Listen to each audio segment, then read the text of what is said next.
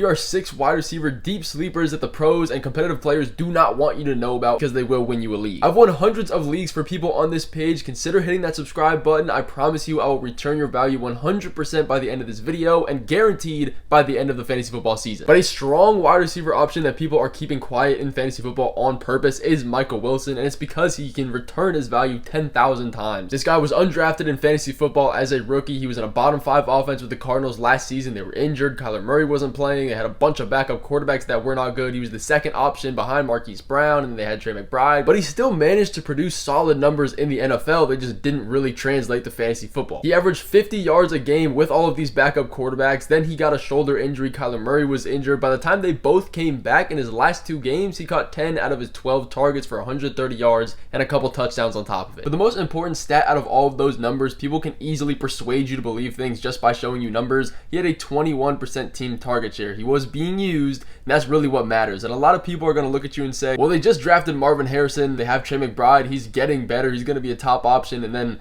they signed Zay Jones and Kyler Murray's back. Like, why are we drafting him? They have Marvin Harrison as the number 1. But if anything, he's going to open up this offense, keep them on the field. They're going to be a lot more efficient, and he's going to take the top coverage from the defense and open up for other wide receiver options, aka Michael Wilson. And for the Zay Jones thing, I really don't think he's going to be any sort of competition for him. Michael Wilson ran a route on 80% of the quarterback dropbacks last year. That was 35th among all wide receivers in the entire NFL. When the quarterback's throwing the ball, he's going to be on the field, and he's 6'4". He's going to be a good red zone threat. But all of those factors lock him into some kind of a full-time role in this offense, pretty much guaranteed. And the best part of this, you can get him in round 14 of fantasy football drafts, so that's pretty much 100% free. Is he going to be a top 25 wide receiver on the year? No, I'm not trying to sell you the fact that he is. That's very unlikely when you're going as the wide receiver 76 on the year. But considering he's going that low, it's almost impossible for him to not outperform his ADP. I expect him to do very well above that. And if you guys are enjoying this video, please go down and drop a like. It helps me out a ton, and it also helps the YouTube algorithm to give you more fantasy advice that's going to help you out throughout your league. So it's a win-win situation.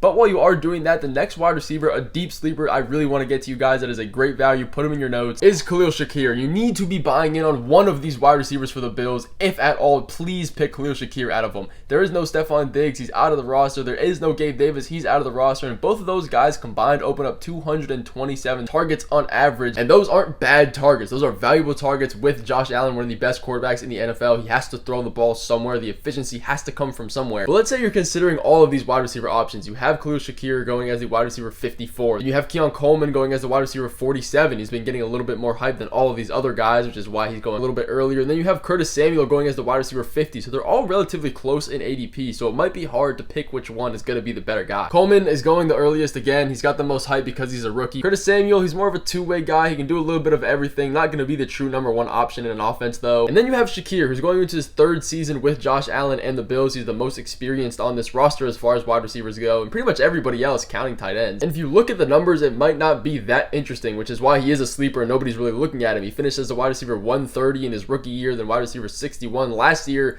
But all of this is coming behind every single option in this Bills team. They had Stephon Diggs, they had Gabe Davis, they had Dawson Knox that turned into Dalton Kincaid. And the Bills were running exclusively 2 wide receiver sets. But then if you look at the season last year, you get a little bit better of an image of what was going on. Look at the numbers again. Wide receiver 130 to wide receiver 61. The same roster. Nothing changed. The reason for that, Joe Brady took over halfway through the season and he started running an insane amount of 3 wide receiver sets, which is why his numbers jumped out of nowhere and why Stephon Diggs' numbers started falling completely out of nowhere. But more importantly, this gave Khalil Shakir an insane amount of usage during the playoffs as well included, which is another pretty good teller that he's going to be used this season if they trust him in the playoffs. And in that same span of a sample size, he was 13th in slot snap percentage, but he was 88th in total snap percentage in the entire NFL. And now that Khalil Shakir is the key primary number 1 wide receiver in this offense as a slot wide receiver that's guaranteed to get more targets than everybody else, his time on field, snap percentage, and usage targets, everything is going to increase, so that 88th rank is going to improve, and any bit of an improvement he sees in that, he's going to be a way better wide receiver again. Finished as the 61, we're taking him as the 54. That is not a big enough jump for what's to come. Again, if you believe in one of these other pass catchers more than Shakir, go ahead and draft him. At least take one of them in this offense. But a similar situation at wide receiver is the Chargers receiver room, and this is not as strong as Khalil Shakir. I love him. He's the number 1 guy you need to be looking at. This is simply through process of elimination. They have no Keenan Allen. They have no Mike Williams. They have no Austin Eckler, and that opens up about average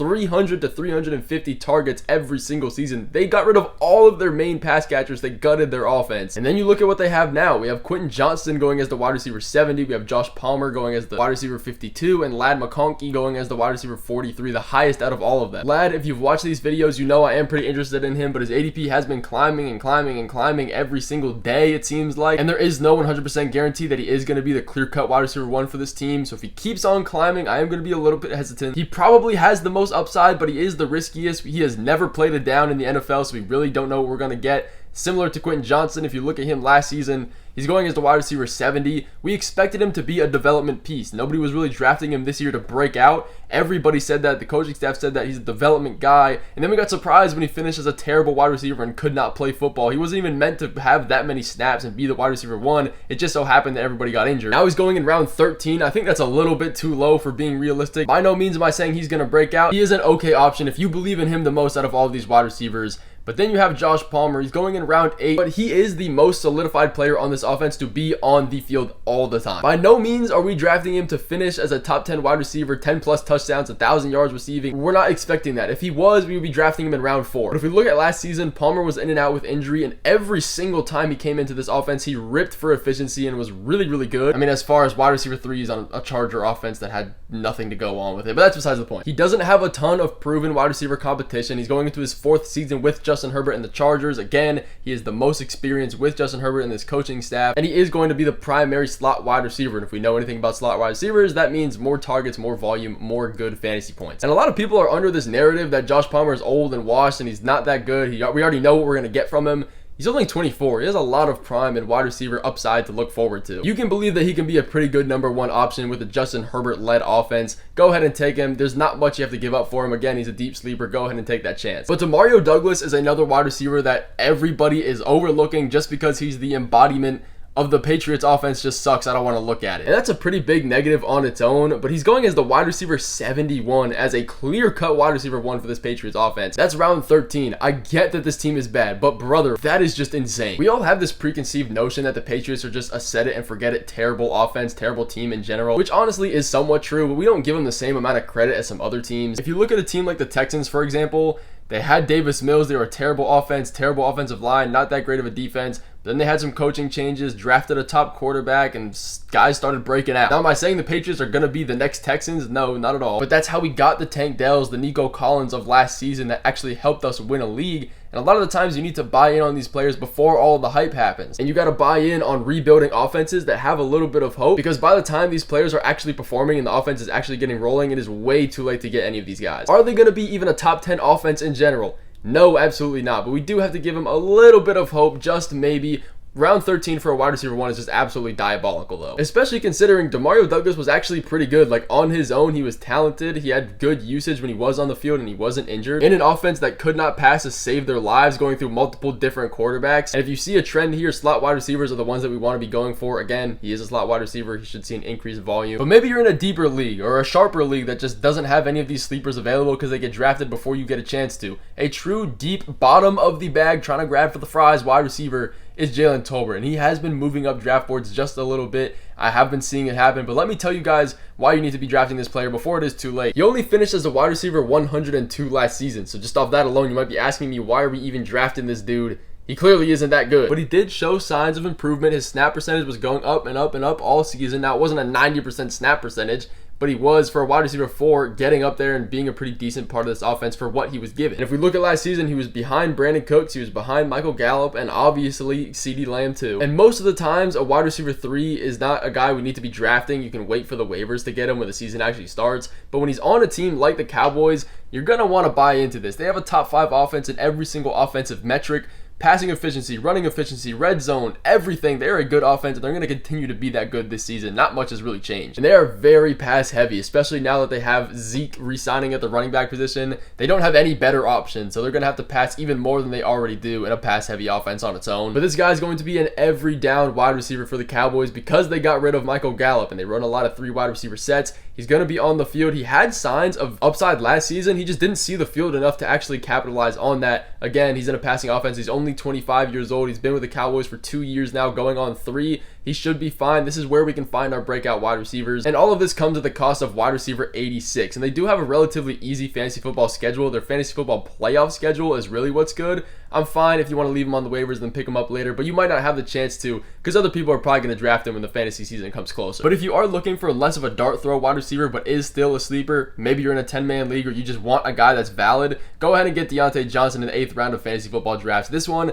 I do not have any worry about. And let me explain, because a lot of people are going to look at me say, bro, he's on the Panthers, the little booty cheeks, the Bryce Young is not good, the offensive line sucks, I don't want anything to do with this offense, it's terrible, get him away from my face. And I get that. Most likely the Panthers will not be amazing, and I'm not expecting them to be amazing for Deontay Johnson to live up to the ADP value he's being drafted at. But they changed up their coaching staff, which is really what's giving me hope for this offense. They brought in Dave Canales from the Buccaneers, and he just helped Baker Mayfield become one of the better fantasy football options and actually bring this team some success. And if you look at Baker Mayfield, all of the years before that, he was never a valid option. He was getting hate all the time. Just all of a sudden, he becomes a good quarterback. That came from help from the quarterback coach and the offensive coordinator. And outside of that one signing, they brought in a lot of offensive coaches, quarterback coaches, line coaches, everything. They're actually trying to make a difference in this offense and help Bryce Young. And we saw through 6 weeks last season that there is some potential in this passing game. We cannot forget that Bryce Young led Adam Thielen to a top 10, top 5 wide receiver finish for the first 6 weeks of the season. And now we have Adam Thielen as the wide receiver 2 in the depth chart confirmed. Deontay Johnson is the wide receiver 1. They brought him in for a clear reason. He's going to be used. This offense 100% will improve and move the ball a little bit better.